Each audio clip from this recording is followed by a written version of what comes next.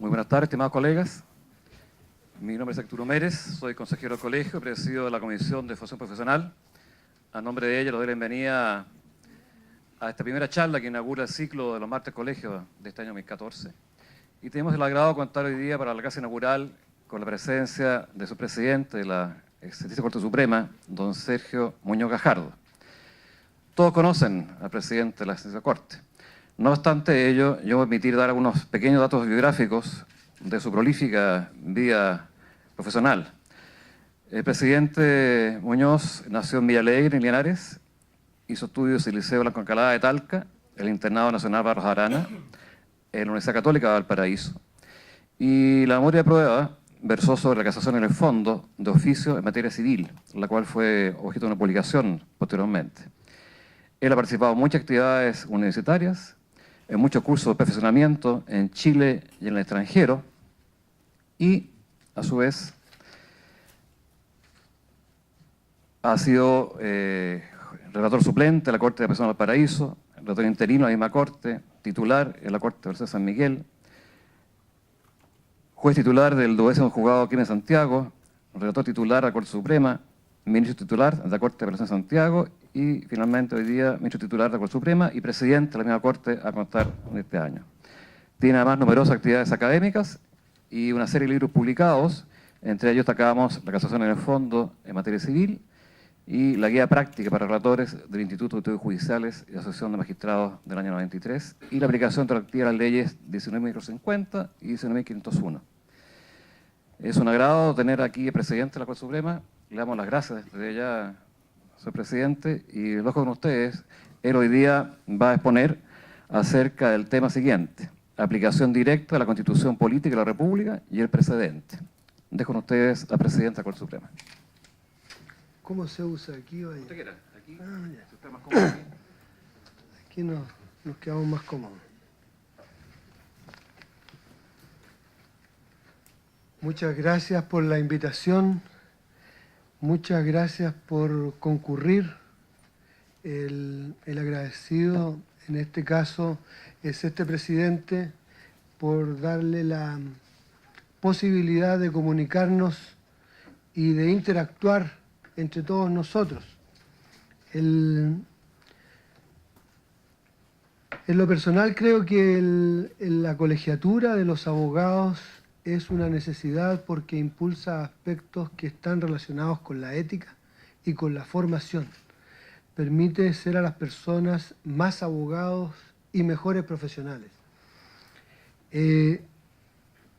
Y también desarrolla lo que es la preocupación por temas que están relacionados con la sociedad y con la comunidad en que todos vivimos y compartimos.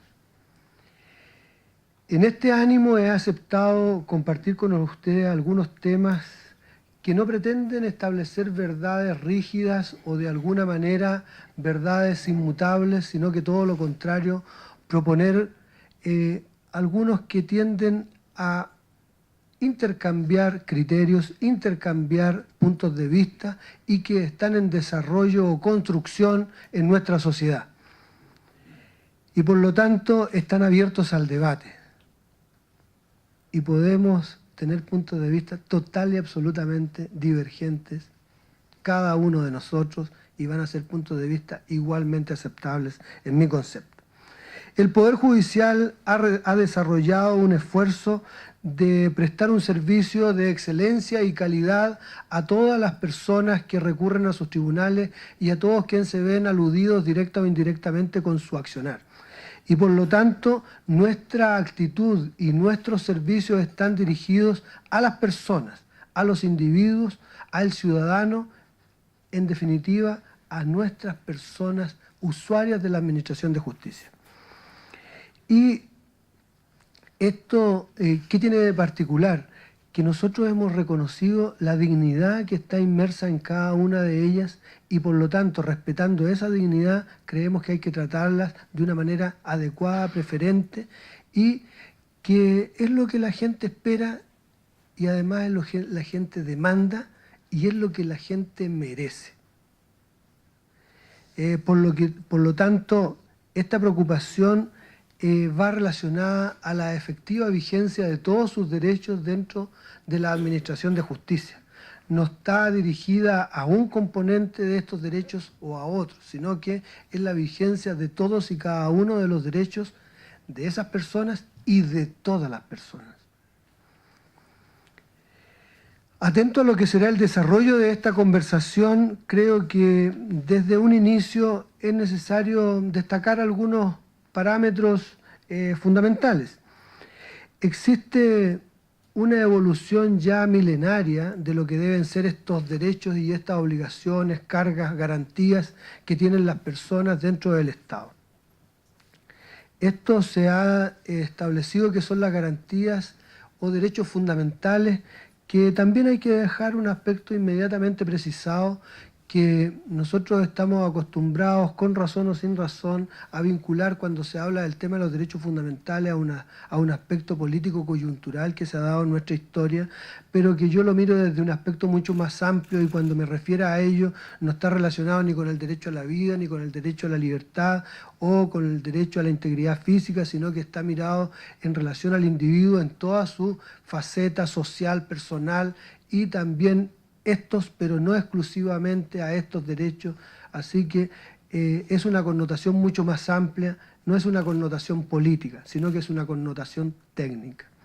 Creo que es necesario, porque no es que yo eluda la referencia a los derechos fundamentales como está referido en nuestra sociedad, a que los derechos fundamentales o los derechos humanos se refieren a un aspecto que a lo mejor fue olvidado en alguna etapa de nuestra vida institucional, sino que trato de ser mucho más comprensivo de lo que es la noción y no restringida. También creo que la seguridad pública ha sido elevada en nuestra sociedad y en nuestro país y en nuestra sociedad contemporánea a un bien de nuestros tiempos, y que la delincuencia es algo reprobable y que debe ser rechazado. Estimo que la objetividad en el ejercicio de las funciones públicas va encaminada a reconocer todos los derechos y de todas las personas, y que es un falso dilema entender que la protección o el desarrollo de los derechos por parte de los imputados implique un desconocimiento de los derechos de las víctimas, o que los derechos de las víctimas estén en contraposición de los derechos de los imputados. Yo creo que es un falso dilema, y por lo tanto yo he tratado de establecer que creo que a las víctimas incluso se les debieran reconocer más derechos de los que hoy día se les reconocen. E incluso he pedido, he solicitado, he rogado a las autoridades de nuestro país que ojalá a las víctimas se les reconozcan derechos y se les dejen a la misma altura que los victimarios. Ustedes podrán decir que es una paradoja. Sí, ni más, pero tampoco menos. ¿Qué es lo que significa esto? Que las víctimas tienen derecho a ser asesoradas antes de prestar declaración cuando son menores de edad. Porque el victimario, que es menor de edad, tiene derecho a una asistencia letrada y tiene derecho a no prestar declaración ante la policía antes de su control de detención. Y en este caso tenemos que la víctima que es menor de edad, no tiene derecho a una asistencia de ninguna naturaleza, que a lo mejor no va a ser letrada, a lo mejor va a ser de un profesional del área de la psicología o de la sociología, o médica, ¿ah? O también puede ser letrada, pero yo creo que fundamentalmente va a ser de otra naturaleza. Y sin embargo se le interroga lisa y llanamente sin ninguna prevención. Y en el caso de las víctimas mayores, yo creo que es una función muy importante de parte del Estado desarrollar una persecución y evitar la impunidad. Pero esto no quiere decir que no le reconozcamos también que en casos precisos, determinados, graves, que puede incluso afectar el desarrollo, la indemnidad de las personas, puedan restarse incluso a participar de la investigación penal, porque nosotros debemos ser capaces de desarrollar esta investigación de una manera incluso sin la presencia de la víctima. ¿Por qué? Porque lo primero estimo, que debe enfocarse a proteger su desarrollo como persona. y no a remarcar el flagelo de que ha sido objeto. También esto no me hace advertir que la delincuencia no tiene una causa en la pobreza y que tiene muchísimas otras causas que no están dirigidas exclusivamente a la situación de vulnerabilidad en que puedan encontrarse o no puedan encontrarse los victimarios. Y que por lo mismo la respuesta de la sociedad debe ser múltiple y no únicamente basada en la represión. Estimo que la jurisdicción no tiene por finalidad una presencia en los aspectos de seguridad pública, pero sí creo que el mensaje jurisdiccional debe disuadir al delincuente concreto, en el caso preciso, y también disuadir al delincuente potencial. Puede su mensaje de la sentencia llegar a incidir en lo que es la seguridad. Y creo que también la policía debe estar en esta sintonía y reconocer todos los derechos y de todas las personas. Esto es como un aspecto básico, introductorio, para que nos vamos entendiendo en lo que voy a ir desarrollando y que cuando hable los temas los interpretemos en la medida que yo lo he ido concibiendo. Creo que la nación políticamente organizada ha evolucionado en la noción de Estado y hoy día se habla de Estado social, democrático, de derecho y tiene otras connotaciones de calificación que están destinadas a reconocer los derechos que se han denominado de primera generación y los de segunda generación, que son los derechos más bien de connotación social. Y creo que nuestra Carta Política se ha adherido a considerar a la persona en toda su extensión de la dignidad humana. Y es así como específicamente expresa la Carta Fundamental, y en esto cito textualmente: Chile es una república democrática en que las personas nacen libres e iguales en dignidad y derechos, y que el Estado se encuentra al servicio de la persona humana y su finalidad es promover el bien común, para lo cual debe contribuir a crear las condiciones sociales que permitan a todos y cada uno de los integrantes de la comunidad nacional su mayor realización espiritual y material posible, con pleno respeto a los derechos y garantías que esta Constitución establece. En este sentido es que el constituyente atribuye progresivamente algunas competencias a los tribunales que vienen desde los orígenes de nuestra República en adelante, desarrollándose lo que es el reconocimiento paulatino de derechos. Y desde unas tímidas reconocimientos generales ha pasado a un catálogo que se ha ido intensificando dentro de lo que es el catálogo de derechos que nosotros podemos esgrimir respecto de las autoridades y respecto de todo ciudadano. Hoy existe consenso en que el sujeto de derechos, nosotros, podemos reclamar ciertas declaraciones fundacionales en relación a la Constitución. No quiero extenderme en lo que es la evolución del constitucionalismo, porque mi charla está destinada a poner acento en otras particularidades, pero desde lo que es el reconocimiento de derechos, por allá por los años 1200, pasando por la Constitución estadounidense, la Revolución Francesa, posteriormente el fallo del juez Marshall en Marbury versus Madison en 1803, posteriormente lo que hemos tenido nosotros, el desarrollo constitucional en las distintas cartas políticas y lo que han sido los distintos textos internacionales que han marcado tendencia en el mundo del constitucionalismo, podemos llegar a establecer hoy, sobre toda esa historia, podemos llegar a establecer ciertas premisas fundamentales de la Carta Fundamental. La primera es la supremacía constitucional. Este es un principio en que significa que la Carta Política está en la primera línea de la pirámide legal, del sistema de fuentes. Podremos discutirlo después, los lineamientos, si esto es así o no, pero como premisa, la supremacía constitucional implica eso, que es la norma primaria del Estado y respecto de las cuales se debe obedecer, y todas las normas que están en el Estado deben respetarla. Es, en definitiva, la primera de las fuentes del derecho. Unos dicen del derecho formal.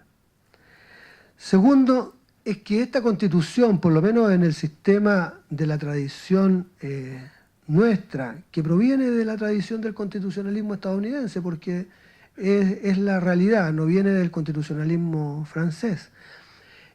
Tiene una aplicación directa por parte de los tribunales y está dirigida a la aplicación por todos los individuos que integramos el Estado.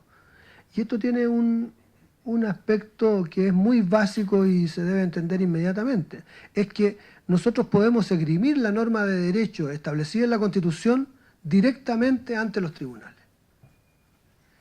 Y esto queda tan claro porque hay acciones específicas que se sustentan exclusivamente en la Carta Política que se recurre a los tribunales. El recurso de amparo, el recurso de protección, la declaración de error judicial, el reconocimiento de la nacionalidad e incluso recursos de carácter legal como es el recurso de amparo económico, también tienen como fuente de aplicación directa y primaria directa a la Constitución. Por lo tanto, yo no entiendo cuando se me dice que hay normas de la Constitución que son directamente aplicables y otras que no son directamente aplicables, cuando en realidad esto nos debiera indicar que no tenemos razón para señalar que unas son directamente aplicables y otras no son directamente aplicables. También no creo que por ciertos recursos legales se pueda invocar la Constitución y por otras vías de recursos legales no se pueda invocar la Constitución. Y que además se ha dicho como respuesta a esto que hay ciertas normas que no tienen desarrollo normativo inferior por una ley o por un reglamento, entonces esas normas sí podrían invocarse directamente, pero las normas que tienen desarrollo normativo no podrían invocarse directamente. Es la doctrina que ha desarrollado la administración pública, la Contraloría, en lo que se denomina las leyes o paraguas que nos impiden ver la Constitución, que si está desarrollada desde la normativa legal hacia abajo, ya no podemos consultar la normativa superior. No entiendo eso porque la norma, incluso cuando los jueces asumimos en la Corte Suprema o en cualquier cargo, juramos respetar la Constitución y la ley, no sobre ciertos aspectos o ciertos aspectos sí o ciertos aspectos no. ¿Y qué es lo que tiene como consecuencia inmediata estos principios que he señalado? Que es una medida de aplicación sustancial. Que toda norma que se oponga o esté en contradicción con la norma constitucionalidad pierde vigencia. Esa es la consecuencia fundamental del fallo del juez Marshall de 1803 que hacía mención, que él lo establece como parámetro de control. ¿Y esto qué significa? Que una norma que esté en contraposición sea anterior, que nos queda absolutamente claro el efecto derogatorio, porque si la Constitución dice algo distinto que la norma anterior, está el efecto derogatorio. Pero si es una norma posterior, tiene un efecto de invalidación de la norma. Y por lo tanto afecta su vigencia.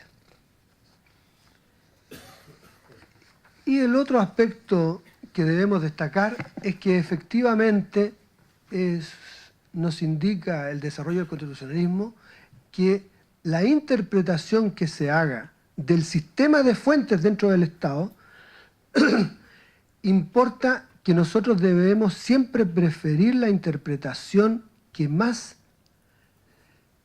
se concilie con la norma constitucional. Por lo tanto, cuando hay una interpretación que concilia todos estos postulados, debemos preferir esa interpretación que la contradice.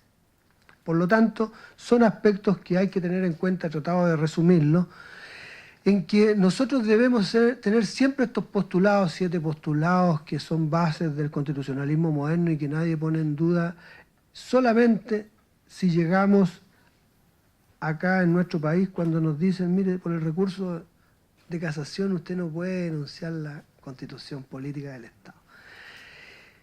Y yo les manifiesto y les reitero lo que he dicho antes. No entiendo por qué bajo un recurso se puede denunciar y bajo otros recursos no. Y después se me dice, no, es que si tiene desarrollo normativo, como les reitero, podemos que sí. Entonces le digo yo, ¿y cómo cuando se denuncia el artículo 6 y 7 en la acción de nulidad de derecho público? Entonces me dice, no, pero es que en ese caso sí, pero en otro no. Bueno, son aspectos que he querido dejar asentados para que vean que esto es un tema opinable y que yo he expresado cuál es mi opinión al respecto, que puede tener seguidores y que prácticamente estoy quedando solo en la Corte Suprema con este predicamento, pero de todas maneras lo expreso.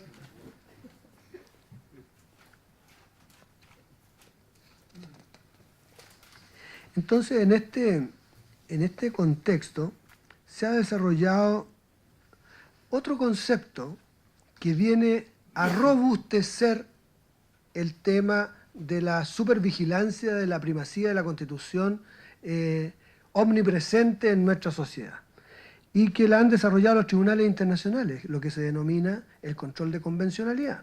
Esto es que cuando hay tratados internacionales que están sobre la base del sistema de fuentes que miran estos tribunales internacionales, ellos dicen que tienen que estar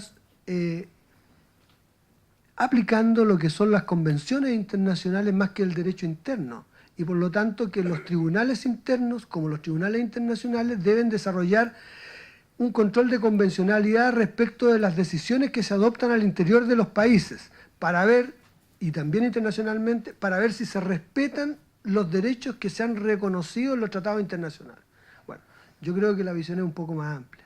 Hay que ver el respeto tanto de los derechos del derecho internacional como también del derecho nacional, porque muchas veces, y así nos dice la práctica, los derechos fundamentales o los derechos humanos son reconocidos de forma primera en los ordenamientos nacionales y desarrollados en los instrumentos internacionales. Y muchas veces, cuando ya estamos en una base en que todos lo reconocemos, tienen mayor desarrollo muchas veces en el derecho, en algunos aspectos del derecho nacional, porque se mira en todos los aspectos, que en el derecho internacional que se van tocando tópicos aislados. Por lo tanto, yo creo que es efectiva lo que se denomina la conversación entre jurisdicciones nacionales e internacionales, pero debe ser mirado como un sistema de fuente total y no un sistema del control de convencionalidad solamente mirando los tratados internacionales. En este sentido se ha dicho también, para clarificar, que el garante natural son los tribunales internos y que el tribunal internacional son los garantes subsidiarios. Pero me voy a saltar muchas hojas para que podamos ir conversando algunos temas. Algunas personas dicen, bueno, pero ¿de dónde saca usted el hecho de que se deban reconocer los derechos fundamentales en nuestro país, incluso los derechos internacionales, los derechos humanos que están sobre la Constitución o no en la Constitución? Bueno, yo siempre invoco lo que es la historia fidedigna del artículo 5º, inciso 2, que por ilustración y por, de alguna manera, el sentido claro del derecho, el comisionado don Jaime Guzmán vislumbró que eran derechos que estaban sobre el ordenamiento jurídico, que era el derecho natural, pero que no se podía decir de esa manera, que había que conformar una concepción distinta y por lo tanto se habló de los derechos que emanan de la naturaleza humana. Es, en definitiva, el Consejo de Estado el que le agrega el calificativo de esenciales. La Comisión Ortúzar, cuando propone la redacción de la norma, no los califica. Ellos creen que todos los derechos que emanan de la naturaleza humana están sobre el texto positivo de la Constitución.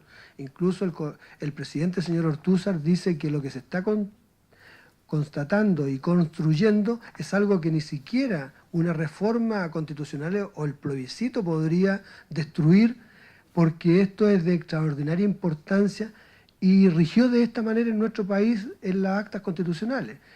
Posteriormente, en la Constitución del 80 y producto de la modificación que hace el Consejo de Estado, se le agrega el calificativo de esencial. Y es lo que hoy día conocemos con los derechos esenciales que emanan de la naturaleza, y nadie ha podido saber todavía cuáles son los derechos que son esenciales y los que no son esenciales de la naturaleza humana. En este sentido, cobra así mayor preeminencia lo que fue el discurso del comisionado señor Guzmán.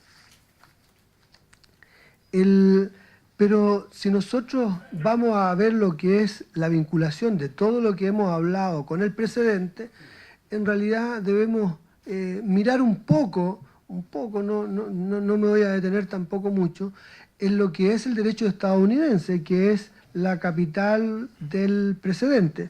Está desarrollado, yo después se la puedo dejar la ponencia, y van a poder ver los distintos aspectos que están relacionados con el derecho estadounidense. Pero lo que podríamos decir respecto del precedente como nace en Estados Unidos es que se señala que el derecho del common law inglés sigue a la persona en cualquier territorio que se encuentre que no tenga un desarrollo cultural reconocido en ese momento por la corona inglesa, es decir, que no tenía un desarrollo de acuerdo a los estándares que se entendía por civilización. Y por eso es que los ingleses llegan con su derecho aplicable a la colonia que establecen en América. Sin embargo, esto se va de alguna manera independizando y se establece lo que es el precedente, el stare decisis, como se dice en Estados Unidos, y esta conformación del precedente va teniendo ciertas variables o requisitos, circunstancias específicas. Tanto es así que las decisiones de la Corte Suprema van a ser de alguna forma dictadas considerando si la decisión se adopta para constituir precedente o no para constituir precedente. Y la Corte Suprema va a poder decir en Estados Unidos que esta decisión la adopta de esta manera, pero sin que ésta constituya precedente. Entonces, hay una intencionalidad de parte del Tribunal Supremo en orden a efectivamente constituir el precedente. Y se ha llegado a determinar que incluso cuando no se dice si es para que constituya precedente o para que no constituya precedente, constituye precedente. Entonces, cuando la Corte quiere determinar una decisión sin que constituya precedente, lo señala expresamente. Bueno, pero además hay un precedente principal y hay precedentes que se van constituyendo a raíz de las múltiples decisiones que son previas a la decisión final. Y ahí se ha desarrollado toda una interpretación que se denomina las distinciones en Estados Unidos para poder precisar cuáles son el precedente principal y cuáles son los precedentes accesorios o que también son relevantes, pero que se han articulado de una manera que es previa a la decisión final como señalaba. Pero si vamos adentrándonos un poco en lo que ha sido la práctica en Estados Unidos, en lo que es el precedente, se ha establecido mucha racionalidad en lo que es este tema. Y ellos van determinando qué es lo que queda dentro de la competencia estatal y dentro de lo que queda de la competencia federal. Y han ido reconociendo y han ido limitando lo que es la competencia estatal en algunas materias, y específicamente se ha ido avanzando en poner criterios de racionalidad y basado en principios de lesividad y proporcionalidad, por ejemplo, en la pena de muerte. En la pena de muerte se ha ido encapsulando cuando ésta queda excluida de aplicación.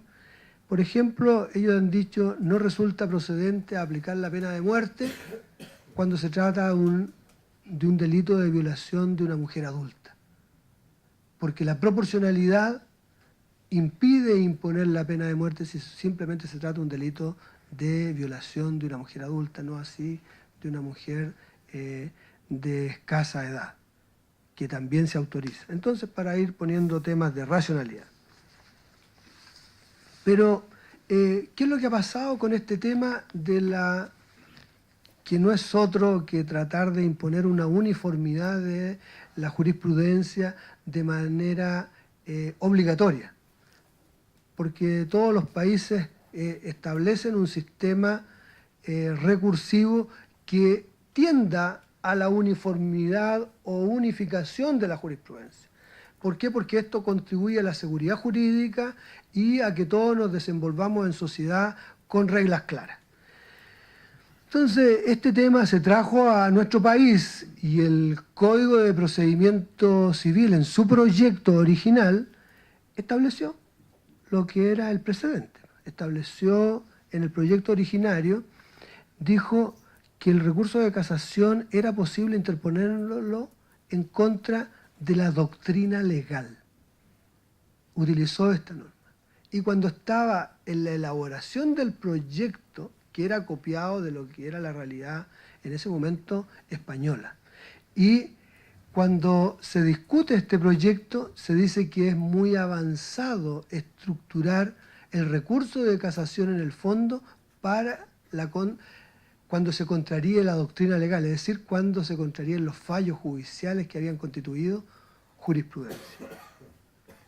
Así queda en nuestro país hasta que por la reforma de la ley 19.374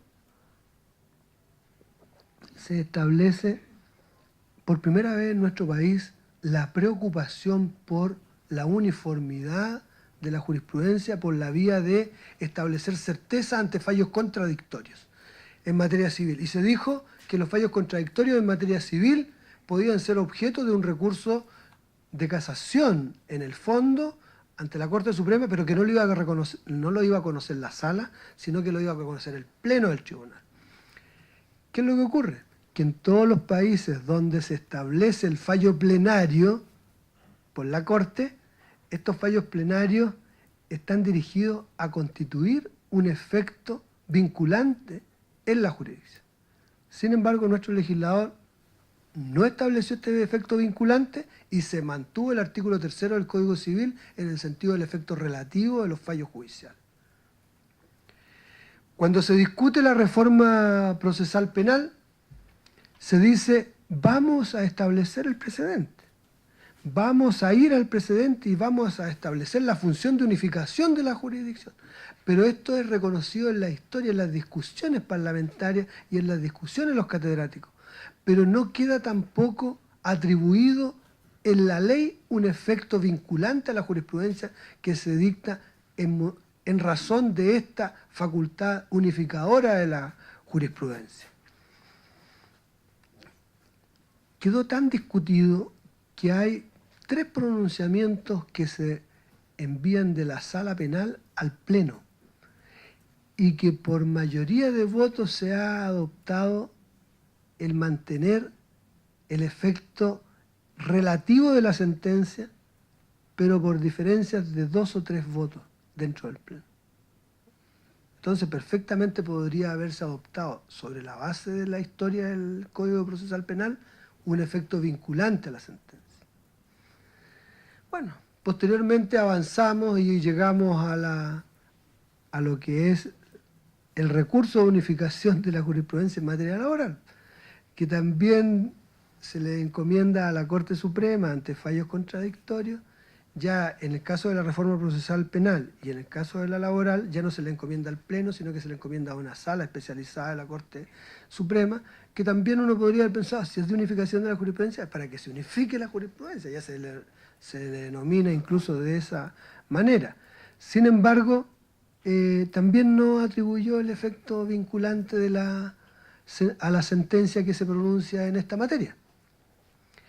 Y se ha considerado también por la práctica de la sala laboral que tiene efecto relativo.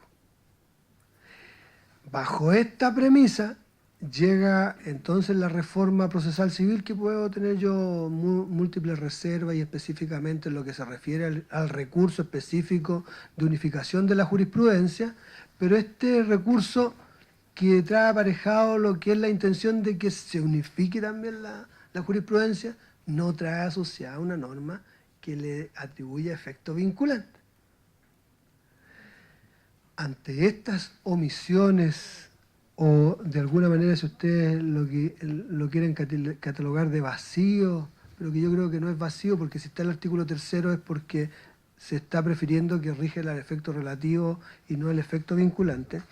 Bueno, viene una proposición que, reconociendo toda esta categoría de derechos, que en esta categoría de derechos podemos decir que uno de los derechos fundamentales es el derecho a la igualdad, a la igualdad de trato por parte del Estado, a la igualdad ante la ley, ante la igualdad ante la justicia, en definitiva, a que todos tengamos un mismo estatuto y nos regamos por una misma fuentes del derecho dentro de la República, no parece adecuado que, traigo ejemplos laborales o podemos ir viendo en cada una de las materias, que hoy tengamos una base de cálculo con ciertas asignaciones para calcular el despido y que cambió la jurisprudencia en 2 meses después y tengamos otra base de cálculo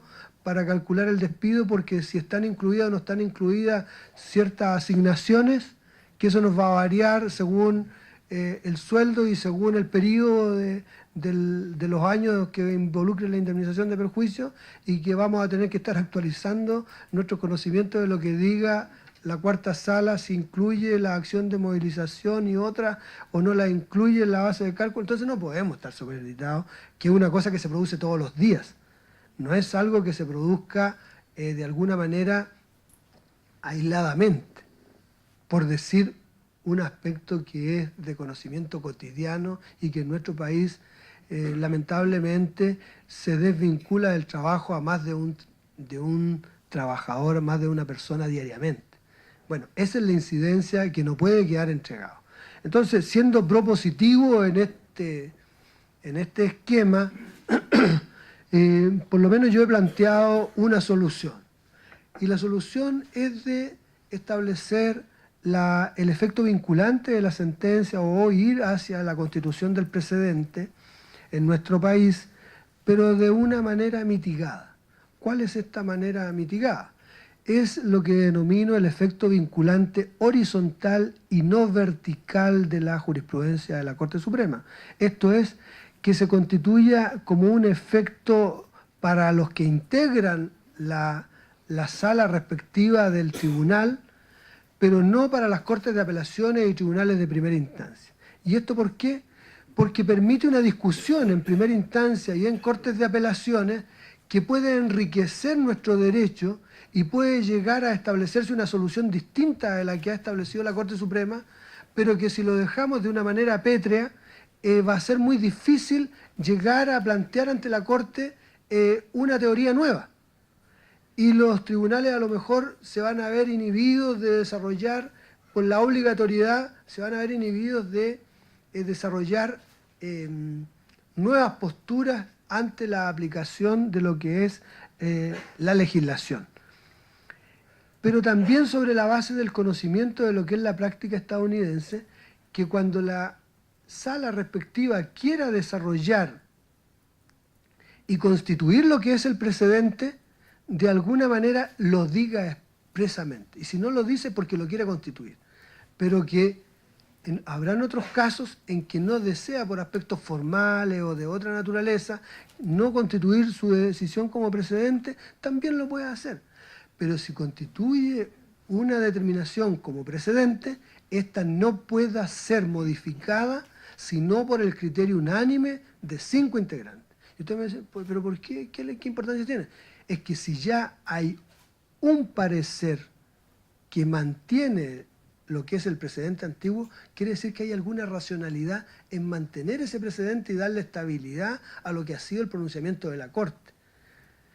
Entonces me van a decir, oye, pero que 4 pueden mandar más que 1. ¿Y de dónde se ha visto eso en nuestro derecho? No hay caso en que se permita eso de que la mayoría se vea sucumbida a una minoría. Sí, hay muchos casos, hay casos legales y hay casos constitucionales. La pena de muerte debía ser en nuestro país aplicada por unanimidad y además en materia del reconocimiento del derecho a la libertad provisional en delitos terroristas, efectivamente debe haber unanimidad porque el fallo de una persona puede mantener privada de libertad y 2 integrantes de la sala podrían estar en una corte de apelaciones por darle la libertad y uno no, y gana el que dice que no en esta clase de delitos. Es decir, que tenemos precedentes respecto de esta forma como estamos proponiendo el precedente, sí es posible establecer.